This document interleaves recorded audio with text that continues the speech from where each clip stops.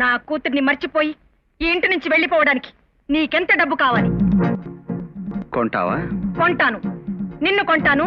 నువ్వు డబ్బుకు లొంగకపోతే నీ తల పొగరు దించే రౌడీలను కొంటాను. ఇది స్టీల్ బాడీ, రౌడీలకు లొంగదు. తులాల లెక్కన పొగర పెంచుకుని, కిలోల లెక్కన అహంకారాన్ని పెంచుకుని, మణుగుల లెక్కన మోసాన్ని పెంచుకున్న నువ్వు నన్ను సాధించాలన్న పంతంతో పగబట్టి నా కూతుర్ని పెళ్లి చేసుకున్నావు. పంతం పట్టింది నిజం, సాధించేది మాత్రం నీ కూతురిని కాదు నిన్ను.